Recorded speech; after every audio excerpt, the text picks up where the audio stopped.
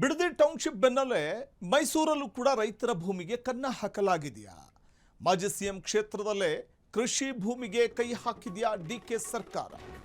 ಕೈಗಾರಿಕಾ ನಿರ್ಮಾಣಕ್ಕೆ ಫಲವತ್ತಾದ ಕೃಷಿ ಭೂಮಿಯನ್ನ ಸ್ವಾಧೀನಪಡಿಸಿಕೊಳ್ಳುವಂತ ಒಂದು ನಿರ್ಧಾರಕ್ಕೆ ಬಂದಿದೆಯಾ ಸರ್ಕಾರ?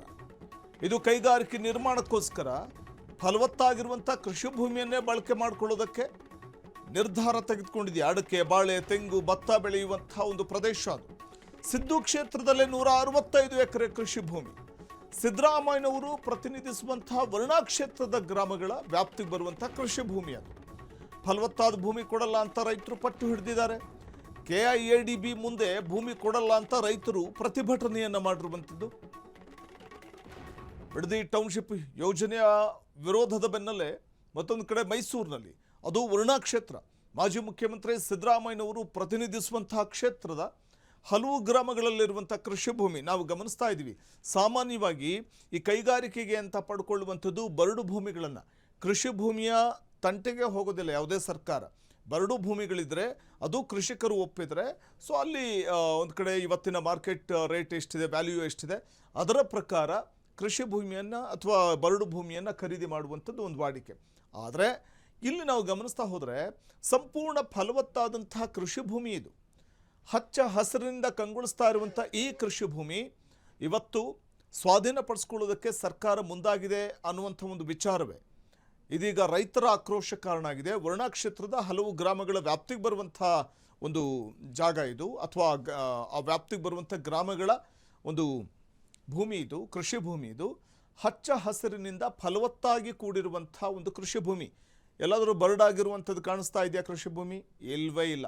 ಹಚ್ಚ ಹಸಿರಿನಿಂದ ಫಲವತ್ತಾಗಿರುವಂಥ ಈ ಕೃಷಿ ಭೂಮಿಯನ್ನು ವಶಕ್ಕೆ ತೆಗೆದುಕೊಳ್ಳೋದಕ್ಕೆ ಸರ್ಕಾರ ಹುನ್ನಾರವನ್ನು ನಡೆಸಿದೆ, ಕೈಗಾರಿಕೆ ನಿರ್ಮಾಣಕ್ಕೋಸ್ಕರ ಅನ್ನುವಂಥ ಒಂದು ಆಕ್ರೋಶವನ್ನು ವ್ಯಕ್ತಪಡಿಸ್ತಾ ಇರುವಂಥ ಅನ್ನದಾತರು ರಕ್ತ ಕೊಟ್ಟು ನಮ್ಮ ಮಾಧ್ಯಮ ಮಿತ್ರಗಳಿಗೆ ನನ್ನ ಹೃತ್ಪೂರ್ವಕ ಕೃತಜ್ಞತೆಗಳು. ನಮ್ಮ ಎಲ್ಲ ರೈತರ ಪರವಾಗಿ ನೀವು ಇವತ್ತು ಬಂದು ನಮಗೆ ಸಪೋರ್ಟ್ ಮಾಡಿದ್ದಕ್ಕೆ ನಿಮ್ಮೆಲ್ಲರಿಗೂ ನಾವು ಚಿರಋಣಿ. ಇವತ್ತು ಏನಾಗಿದೆ, ಇಲ್ಲಿ ಏನಾಗಿದೆ, ಮದರಗಳ್ಳಿ ಮತ್ತು ನಮ್ಮ ಬರ್ಸೆ ಈ ಗ್ರಾಮದ ರೈತರಿಗೆ KIDB ಅವರು ನೋಟಿಸ್ ಕಳಿಸಿದ್ದಾರೆ. 165 ಎಕರೆ 65 ಜನ ರೈತರುಗಳ ಭೂಮಿಯನ್ನು ಕಬಳಿಸೋಕ್ಕೆ KIDB ಅವರು ಹುನ್ನಾರ ನಡೆಸಿದ್ದಾರೆ. ಇದು ಮಾನ್ಯ MB ಪಾಟೀಲ್ ಅವ್ರಿಗೆ ಈ ವಿಷಯ ತಿಳಿದಿದೆಯೋ ಇಲ್ವೋ ಗೊತ್ತಿಲ್ಲ. ನಾವು ವಾಟ್ಸ್ಆ್ಯಪ್ ಮುಖಾಂತರ ನಾನು ಪರ್ಸನಲ್ ಆಗಿ MB ಪಾಟೀಲ್ ಅವರಿಗೆ ಇದನ್ನ ಕಳಿಸಿದ್ದೀನಿ, DK ಶಿವಕುಮಾರ್ ಸಾಹೇಬರಿಗೆ ಇದನ್ನ ವಾಟ್ಸಪ್ ಮುಖಾಂತರ ಕಳಿಸಿದ್ದೀನಿ, ಅವರ ಗಮನಕ್ಕೆ ನಾವು ತಂದಿದ್ದೀವಿ. ಆದರೆ ಯಾವುದೇ ಕಡೆ ಒಂದು ಉತ್ತರ ಆಗಲಿ ಅಥವಾ ಯಾವುದೇ ಥರದ ಒಂದು ಮೆಸೇಜ್ ಆಗಲಿ ಆ ಕಡೆಯಿಂದ ಬಂದಿಲ್ಲ. ನಾವು ಇಲ್ಲಿ ರೈತರ ಪಕ್ಷ ಅಷ್ಟೇ, ನಾವು ರೈತರಾಗಿ ಇಲ್ಲಿ ಬಂದಿರೋದು. ಮುಂದೆ ಅವ್ರು ಏನಾದ್ರು ಗಮನ ನಮಗೆ ನ್ಯಾಯ ಸಿಗಲಿಲ್ಲ ಅಂದರೆ ನಾವು ಈ ನೆಕ್ಸ್ಟ್ ಲೆವೆಲ್ಗೆ ಬಿಡದಿಗೆಲ್ಲ ಇದಕ್ಕಿಂತ ಇನ್ನೂ ಉಗ್ರವಾಗಿ ಹೋರಾಟ ಮಾಡೋಕ್ಕೆ ನಾವು ರೆಡಿ ಇದ್ದೀವಿ. ಮೊದಲನೇದಾಗಿ ನಮ್ಮ ಮಾಧ್ಯಮ ಮಿತ್ರಗಳಿಗೆ ನನ್ನ ಹೃತ್ಪೂರ್ವಕ ಕೃತಜ್ಞತೆಗಳು. ನಮ್ಮ ಎಲ್ಲ ರೈತರ ಪರವಾಗಿ ನೀವು ಇವತ್ತು ಬಂದು ನಮಗೆ ಸಪೋರ್ಟ್ ಮಾಡಿದ್ದಕ್ಕೆ ನಿಮ್ಮೆಲ್ಲರಿಗೂ ನಾವು ಚಿರಋಣಿ. KIADB ಮುಂದೆ ಭೂಮಿ ಕೊಡೋದಿಲ್ಲ ಅಂತ ರೈತರು ಪ್ರೊಟೆಸ್ಟ್ ಮಾಡ್ತಾ ಇರುವಂತಹ ಪರಿ ಇದು. ಮಾಜಿ ಮುಖ್ಯಮಂತ್ರಿ ಸಿದ್ದರಾಮಯ್ಯನವರು ಪ್ರತಿನಿಧಿಸುವಂತಹ ಕ್ಷೇತ್ರ, ವರ್ಣಾ ಕ್ಷೇತ್ರದ ವ್ಯಾಪ್ತಿಗೆ ಬರುವಂಥ ಹಲವು ಗ್ರಾಮಗಳ ಫಲವತ್ತಾದ ಕೃಷಿ ಭೂಮಿ ಇದು. ಕೈಗಾರಿಕೆ ನಿರ್ಮಾಣಕ್ಕೋಸ್ಕರ ಫಲವತ್ತಾದ ಕೃಷಿ ಭೂಮಿಯ ಸ್ವಾಧೀನಪಡಿಸ್ಕೊಳ್ಳೋದಕ್ಕೆ ಸರ್ಕಾರ ಮುಂದಾಗ್ತಾ ಇದೆಯಾ, ಕೈ ಹಾಕ್ತಾ ಇದೆಯಾ? ಸುಮಾರು 165 ಎಕರೆ ಭೂಮಿಯನ್ನು ಈ ಕೈಗಾರಿಕೆ ನಿರ್ಮಾಣಕ್ಕೋಸ್ಕರ ವಶಕ್ಕೆ ತೆಗೆದುಕೊಳ್ಳುವಂಥ ಪ್ರಯತ್ನಕ್ಕೆ ಮುಂದಾಗ್ತಾ ಇದೆಯಾ ಸರ್ಕಾರ ಅನ್ನುವಂಥ ಪ್ರಶ್ನೆ ಉದ್ಭವ ಆಗುವಂತೆ ಮಾಡ್ತಾ ಇದೆ. ಸುಮಾರು 165 ಎಕರೆ ಕೃಷಿ ಭೂಮಿಗೆ ಕೈ ಹಾಕಿದೆಯಾ ಸರ್ಕಾರ? ನೋಟಿಸನ್ನು ಕಳಿಸಿದರೆ ಹಲವು ರೈತರಿಗೆ ಅನ್ನುವಂಥ ಮಾತನ್ನು ಅಲ್ಲಿ ರೈತ ಮುಖಂಡರುಗಳು ಹೇಳ್ತಾ ಇದ್ರು. ಆದರೆ ನಾವು ಈ ಸಂಬಂಧ MB ಪಾಟೀಲ್ ಅವರಿಗೆ, ಮುಖ್ಯಮಂತ್ರಿಗಳಿಗೆ ಈಗಾಗಲೇ ವಾಟ್ಸಪ್ ಮೆಸೇಜ್ ಕೂಡ ಮಾಡಿದ್ದೀವಿ ಅಂತ ಹೇಳಿದ್ದಾರೆ. ಮತ್ತಷ್ಟು ಮಾಹಿತಿಯನ್ನು ಪಡೆಯೋಣ. ಮೈಸೂರಿನ ನಮ್ಮ ಪ್ರತಿನಿಧಿ ಬ್ಯೂರೋ ಚೀಫ್ ರಾಘವೇಂದ್ರ ಹೆಚ್ಚಿನ ಮಾಹಿತಿ ಕೊಡ್ತಾರೆ. ರಾಘವೇಂದ್ರ, ಈಗ ಒಂದು ಕಡೆ ಟೌನ್ಶಿಪ್, ಬಿಡದಿ ಟೌನ್ಶಿಪ್ ಯೋಜನೆ ವಿಚಾರ ಒಂದು ಕಡೆ ಸದ್ದು ಮಾಡ್ತಾ ಇರುವಂಥ ಸಂದರ್ಭದಲ್ಲಿ ಮತ್ತೊಂದು ಕಡೆ ಮೈಸೂರಿನಲ್ಲಿ ಕೈಗಾರಿಕೆಗೋಸ್ಕರ ಫಲವತ್ತಾದಂಥ ಭೂಮಿಗೆ ಸರ್ಕಾರ ಕೈ ಹಾಕಿದೆಯಾ ಅಂತ? ವಸಂತ್, ಏನು ಮೈಸೂರಿನ ವರ್ಣಾ ಏನು ಕ್ಷೇತ್ರ, ಅದು ಮಾಜಿ CM ಸಿದ್ದರಾಮಯ್ಯನವರು ಪ್ರತಿನಿಧಿಸ್ತಾ ಇರ್ತಕ್ಕಂಥ ಕ್ಷೇತ್ರ. ಅಲ್ಲಿ ಈಗಾಗಲೇ ಒಂದು ನಂಜನಗೂಡು ಮತ್ತೆ ವರ್ಣಾ ಕ್ಷೇತ್ರ ಎರಡೂ ಭಾಗಕ್ಕೆ ಸೇರಿದಂಗೆ ಚಿತ್ರನಗರಿ ನಿರ್ಮಾಣ ಮಾಡಲಿಕ್ಕೆ ಕೂಡ ಒಂದು ಸಾಕಷ್ಟು ಪ್ರಮಾಣದ ಜಮೀನನ್ನ ಸರ್ಕಾರ ಅಕ್ವೈರ್ ಮಾಡಿ ಈಗಾಗಲೇ ಕೆಲಸ ಕಾರ್ಯ ಶುರು ಮಾಡಿದೆ. ಆ ಅಕ್ವೈರ್ ಆದಂತ ಸಂದರ್ಭದಲ್ಲಿ ಸಾಕಷ್ಟು ಗೊಂದಲಗಳು, ಸಾಕಷ್ಟು ಅದರಲ್ಲಿ ಅಕ್ರಮಗಳು ಎಲ್ಲವೂ ಕೂಡ ನಡೆದಿದ್ದಂಥದ್ದು, ದೊಡ್ಡ ಗಲಾಟೆ ಕೂಡ ನಡೆದಿತ್ತು, ಚಿತ್ರನಗರಿ ಆಗ್ಬಾರ್ದು ಅಂತೇಳಿ. ಆದ್ರೂ ಕೂಡ ಸರ್ಕಾರ ಬರುವಂತವಾಗಿ ಅಲ್ಲಿ ಚಿತ್ರನಗರಿಯನ್ನ ನಿರ್ಮಾಣ ಮಾಡುವಂತ ಕೆಲಸ ಮಾಡ್ತಾ ಇದೆ.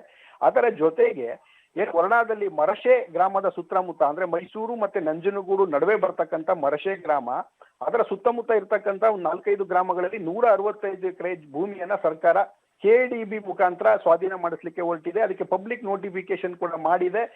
165 ಎಕರೆಯನ್ನ KDB ಕೈಗಾರಿಕಾ ಸ್ಥಾಪನೆಯ ಉದ್ದೇಶಕ್ಕೋಸ್ಕರ ಮಾಡ್ತಾ ಇದ್ದಾರೆ ಅಂತೇಳಿ ಒಂದು ನೋಟಿಫಿಕೇಶನ್ ಕೂಡ ಮಾಡಿದ್ದಾರೆ. ಇದರ ವಿರುದ್ಧ ರೈತರು ಕೂಡ ಈಗ ರೊಚ್ಚಿಗೆದ್ದಿದ್ದಾರೆ. ಯಾವುದೇ ಕಾರಣಕ್ಕೂ ಫಲವತ್ತಾದಂತ ಭೂಮಿ, ಬಹಳ ಸಮೃದ್ಧವಾದಂತ ಹಸಿರು ಇರ್ತಕ್ಕಂಥ ಭೂಮಿ, ಇದನ್ನ ಯಾವುದೇ ಕಾರಣಕ್ಕೂ ವಶಪಡಿಸ್ಕೊಳ್ಳೋದಕ್ಕೆ ನಾವು ಬಿಡೋದಿಲ್ಲ ಅಂತೇಳಿ ಬಹಳ ಹೋರಾಟವನ್ನ ಆರಂಭ ಮಾಡಿದ್ದಾರೆ. ಆದ್ರೆ ಇಲ್ಲಿ ಬಹಳ ಮುಖ್ಯವಾದಂತ ಇನ್ನೊಂದು ವಿಚಾರ ಅಂತಂದ್ರೆ ಈ 165 ಎಕರೆ ಏನು ವಶಪಡಿಸ್ತಾ ಇದ್ದಾರೆ, ಇದು ಮಂಡಕಳ್ಳಿ ಏರ್ಪೋರ್ಟ್ ಏನಿದೆ ಅದನ್ನ ಮೇಲ್ದರ್ಜೆಗೆ ಏರಿಸಲಿಕ್ಕೆ ಅಂದ್ರೆ ರಾಷ್ಟ್ರೀಯ ವಿಮಾನ ನಿಲ್ದಾಣವಾಗಿ ರನ್ವೇಗಳನ್ನ ವಿಸ್ತರಣೆ ಮಾಡ್ಲಿಕ್ಕೋಸ್ಕರವಾಗಿ ಈ ಒಂದು 165 ಎಕರೆಯನ್ನ ಅಕ್ವೈರ್ ಮಾಡೋದು ಈಗ ಅನಿವಾರ್ಯ ಪರಿಸ್ಥಿತಿ ಆಗಿದೆ.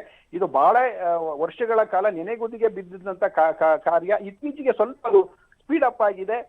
ಏನು ಜಿಲ್ಲಾ ಉಸ್ತುವಾರಿ ಸಚಿವರು ಮತ್ತೆ ಸಂಸದರು ಜೊತೆಗೆ ಜಿಲ್ಲಾಧಿಕಾರಿಗಳು ಎಲ್ಲರೂ ಕೂಡ ಪದೇ ಪದೇ ಅದರ ಬಗ್ಗೆ ಏನು ಭೂಸ್ವಾಧೀನ ಬಹಳ ವಿಳಂಬ ಆಗ್ತಾ ಇದೆ ಅನ್ನೋ ಕಾರಣಕ್ಕೋಸ್ಕರ ಪದೇ ಪದೇ ಸಭೆಗಳನ್ನ ಮಾಡಿ ಮತ್ತೆ ವಿ ಸೋಮಣ್ಣ ಅವರು ಮತ್ತೆ ಬೇರೆ ಇವರು ಎಲ್ಲರೂ ಕೂಡ ಸಾಕಷ್ಟು ಇದಕ್ಕೆ ಒತ್ತಾಯ ಮಾಡಿದ್ರ ಫಲವಾಗಿ ಈಗ ಆ ಮಂಡಕಳ್ಳಿ ವಿಮಾನ ನಿಲ್ದಾಣದ ರನ್ವೇ ವಿಸ್ತರಣೆ ಕಾಮಗಾರಿಗೋಸ್ಕರ 165 ಎಕರೆಯನ್ನ ವಶಪಡಿಸಿಕೊಳ್ಳುವಂತ ಕಾರ್ಯ ಆಗ್ತಾ ಇದೆ. ಆದ್ರೆ ಏನು ರೈತರದು ಒಂದೇನಂದ್ರೆ ಅಲ್ಲೆಲ್ಲ ಪೂರ್ತಿ ಫಲವತ್ತಾದಂತ ಭೂಮಿ ಇದೆ ಅಂತೇಳಿ ಆಗಲೇ ಅದು ಮಾರ್ಕ್ ಆಗಿದ್ದಂತ ಜಾಗ, ಅದು ಈಗ ನೋಟಿಫಿಕೇಶನ್ ಆಗಿದೆ.